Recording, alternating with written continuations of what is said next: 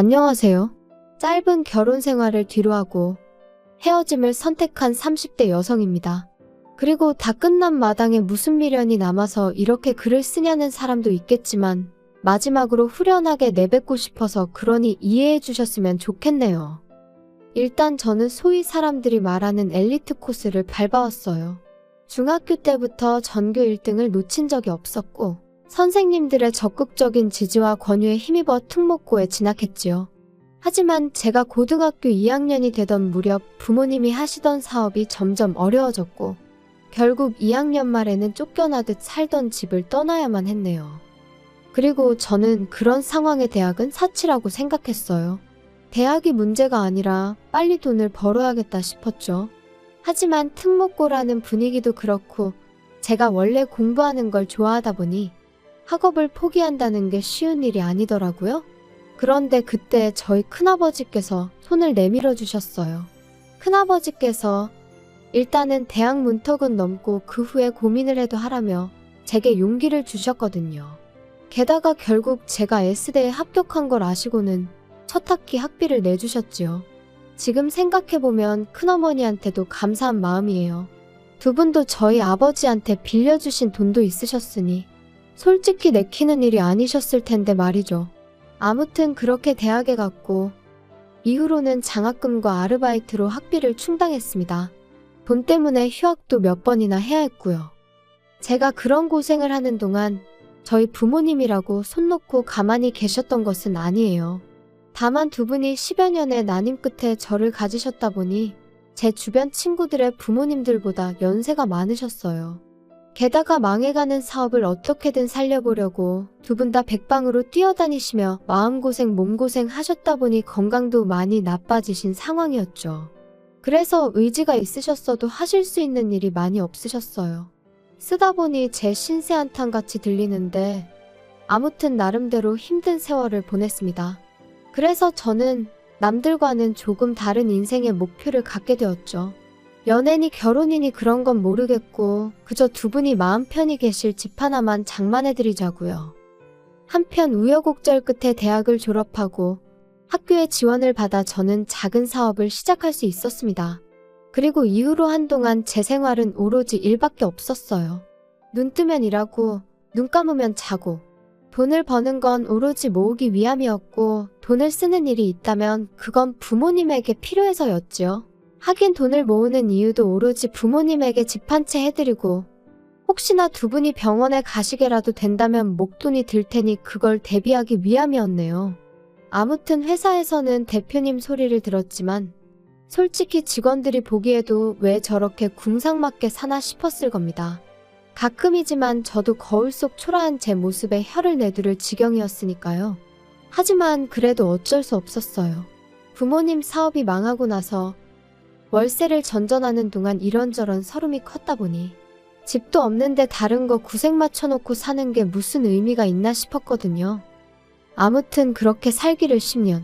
어느새 사업은 자리를 잡았고 부모님한테 아파트 한 채 사드릴 정도의 돈은 모았을 무렵 남편을 알게 되었습니다. 남편은 제 회사랑 거래하는 업체의 직원이었어요. 헤어진 마당에 어떻게 만났는지 그걸 곱씹어 뭘 하겠냐마는 거래했던 건이 결과가 잘 나와서 다 같이 회식을 한번 하게 됐는데 남편이 말하길 그때 저한테 반했다고 하더라고요. 대표라는 그런 타이틀하고는 상관없이 조용하고 소탈한 모습이 마음에 들었다나요? 아무튼 이후로 남편이 정말 적극적으로 대시를 해왔어요. 그리고 저는 그런 일은 처음 겪어봤던지라 그런 남편이 당황스럽기도 하고 부담스러웠지요. 하지만 한편으론 이런 게 사랑받는다는 건가? 내가 얼마나 좋으면 저럴까 싶은 게 그래서 결국 2달 만에 저는 마음의 문을 열었습니다. 연애를 시작하던 당시 저는 제 나름대로 많은 것을 오픈했어요. 제 학벌이라던가 가정환경이라던가 참고로 연애 초반부터 나름 민감할 수도 있는 이야기들을 오픈한 이유는 비록 저희가 결혼을 전제로 연애를 시작한 것은 아니었지만 남편이나 저나 나이가 있다 보니 잘 지내다 보면 결혼 이야기가 나올 수도 있겠다 싶대요. 그런데 그때 가서 실은 나는 우리 부모님한테 집도 사드리고 앞으로 생활비도 대드리고 해야 한다 하면 솔직히 어떤 남자가 좋다 하겠어요. 제가 비록 연애에는 쑥맥이었지만 그래도 세상 돌아가는 걸 아예 모르지는 않았거든요. 그래서 처음부터 미리 말한 거예요. 그런데 남편의 반응은 의외로 덤덤했습니다. 제가 버는 돈인데 그걸로 뭘 어떻게 하든 자기는 뭐라 할 자격도 권리도 없다면서 말이죠. 그리고 그런 남편의 반응이 조금은 충격적이면서도 한편으론 뭐랄까 고맙더라고요. 그런데 여기까지만 들으시면 제가 되게 좋은 남자를 만났다 생각하실 수도 있는데 꼭 그런 것만은 아니었어요. 사실 남편과 저는 소위 사람들이 따지는 조건에 있어서는 차이가 제법 있었거든요. 남편은 고졸이었고 직장은 계약직이었으니까요. 그리고 만약 누군가 저에게 처음부터 이 조건을 다 알았어도 만났겠냐 하면 제 대답은 잘 모르겠다예요. 속물처럼 들리겠지만 연애니 결혼이니 관심은 없었어도 사람이 원래 자기보다 잘난 사람하고 만나고 싶지 못난 사람하고 만나고 싶지는 않잖아요? 저도 그랬고요. 그래서 남편이 프로포즈를 해왔을 때 솔직히 한 번에 바로 긍정적인 답을 주진 못했습니다. 그런데 남편이 그러더라고요. 결혼하고 난 이후로도 지금처럼 친정에 생활비를 대드려도 좋고 집도 사드려도 좋고 제가 번 돈으로 뭘 어떻게 하든 자기는 간섭하지 않겠다고요. 그리고 나중에 혹시나 저희 부모님 건강이 더 나빠지시면 가까이 이사를 가도 좋다며. 그리고 그런 이야기까지 듣고 나니 비록 다른 조건들이 제 성에 차지는 않았지만 저한테만큼은 충분히 좋은 남자다 싶대요. 그래서 결국 부부의 영까지 맺기로 한 거지요. 그런데 막상 결혼식을 올리고 나니까 다른 사람도 아니고 시부모님 특히나 어머님이 그렇게 제가 친정에 하는 걸로 눈치를 주시더군요. 하루는 저에게 따로 할 말이 있다며 연락도 없이 저희 회사로 찾아오셔서는 바쁘니? 얘기 좀 할까 해서 왔다. 어머님 하실 말씀이 있으시면 미리 연락을 주시지 그러셨어요. 직원들 보는 눈도 있는데. 아니 내가 뭐 못 올 때라도 왔다니? 그리고 네가 대표라면서 직원들이 무슨 상관이야? 그런 건 아닌데 아무튼 무슨 일 때문에 오셨어요? 엊그제 진호랑 얘기를 하다 보니까 너 뭐 친정 부모님한테 매달 생활비를 드린다며? 난 처음에 내가 뭘 잘못 들었는 줄 알고 깜짝 놀랐다. 그게 진짜니?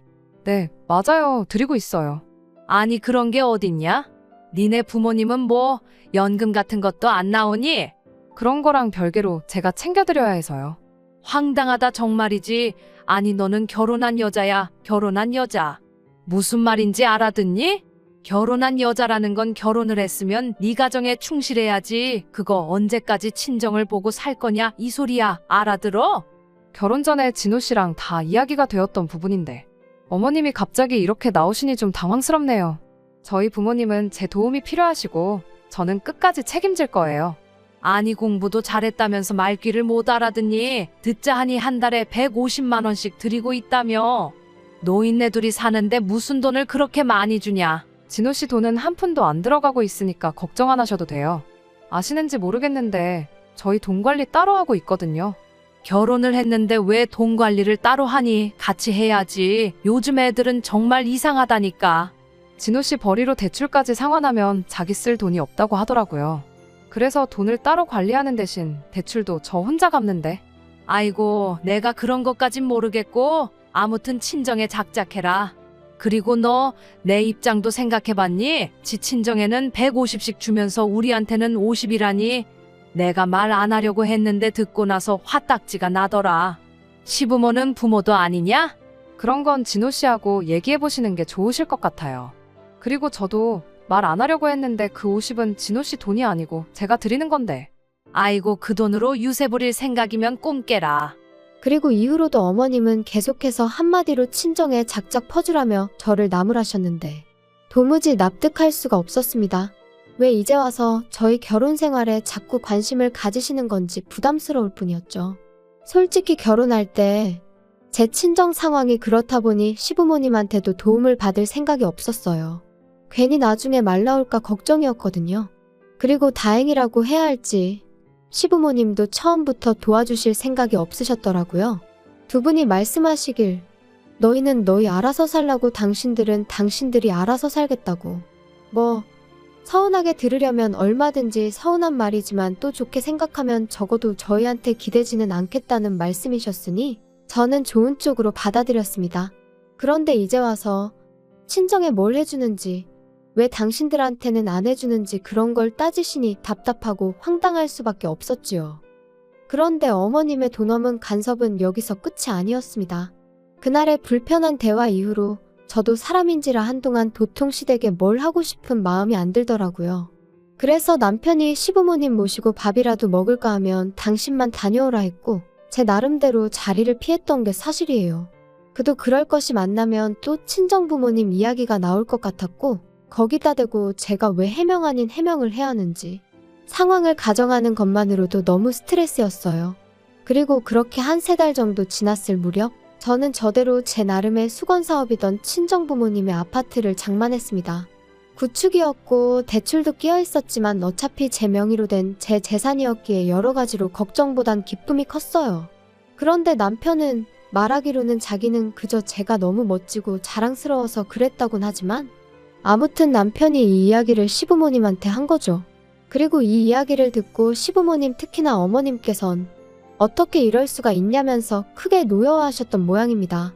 남편이 저를 보자마자 자기가 미안하게 됐다며 사과부터 할 정도였으니까요. 상황을 알게 된 저는 당황스럽기도 하고 한편으론 어머님의 그 노여움이 언제 폭탄처럼 터질지 알 수가 없었으니 말 그대로 안절부절이었어요.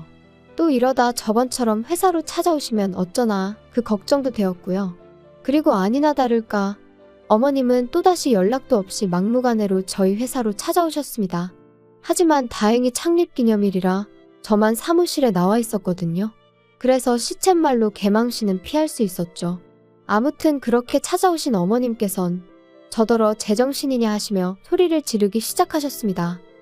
내가 분명히 지난번에 알아듣게끔 잘 이야기를 했다고 생각했는데 너 어떻게 그럴 수가 있냐? 니네 부모한테 뭐 아파트를 사줘? 네, 맞아요. 사드렸어요. 그런데 저 솔직히 어머님이 왜 이렇게 화를 내시는 건지 모르겠어요. 이것도 다 결혼 전에 진호 씨랑 얘기가.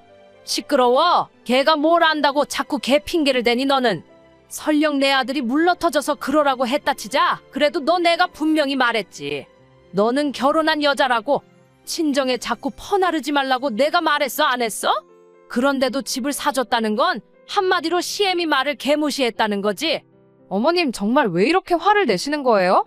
제가 돈 벌어서 제 부모님한테 효도한 건데 그게 그렇게 문제인가요? 제가 그렇다고 진호 씨 돈을 가져다 쓴 것도 아닌데. 결혼했으면 네 거 내 거가 어딨어? 네 돈이 걔 돈이고 걔 돈이 네 돈이지. 그리고 그렇게 큰 돈을 쓸 때는 집안 어른인 우리하고 상의도 했어야지. 아니, 저희 부모님 집 사드리는 걸 왜 제가 어머님 아버님하고 상의를 해야 하나요? 그러면 너는 앞으로도 집안 대소사를 나랑 상의를 안 하겠다는 거니? 다 네 마음대로 하겠다는 거야? 그래? 어머님 그런 뜻이 아니잖아요. 너 네 부모 사줬다는 아파트 명의는 그럼 누구 명의로 했냐? 제 명의로 했죠. 제가 샀으니까. 그럼 뭐야? 내 아들하고 사는 집도 네 명에, 네 부모 사준 집도 네 명의? 죄다 네 거야? 우리 아들 거는 하나도 없고? 아니, 진호 씨가 대출을 못 갚는다는데 같이도 못 갚겠다는데 진호 씨 명의로 어떻게 해줘요? 너 정말 웃기는 애구나. 너 그럴 거면 내 아들하고 결혼은 왜 했니? 그렇게 너 혼자 다 독식할 거면 결혼은 왜 했어? 도대체 무슨 말씀을 하시는 건지 모르겠어요. 제 돈으로 제가 산 집을 제 명의로 했다는데 어머님은 그게 지금 이해가 안 되시는 거예요? 나는 네가 너무 이기적이라고 생각해. 지하고 지 부모밖에 모르고 아주 못됐어. 막말로 지 부모 집 하나 사줄 능력이면 시부모한테는 자동차라도 한 대 뽑아주는 게 맞지. 그게 경우고 도리고 이치 아니겠냐. 근데 어떻게 아주 능구렁이 마냥 지 부모만 챙기고. 못됐다 정말이지. 어머님의 억지에 저는 정말 이골이 났고 마음은 있는 대로 상해서 집에 돌아왔어요. 그리고 그때까지만 하더라도 제 마음은 그저 남편에게 하소연 좀 하고 위로나 받아야겠단 거였죠. 그런데 집에 들어오니 남편도 표정이 영 좋지가 않더라고요. 평소라면 밖에서 안 좋은 일이 있어도 집에서는 티를 내지 않는 사람인데 말이에요. 그래서 제가 무슨 일이라도 있었어? 표정이 너무 안 좋네. 그냥 뭐 그나저나 오늘 어머니하고 만났다며 아파트 얘기로 곤란했겠네.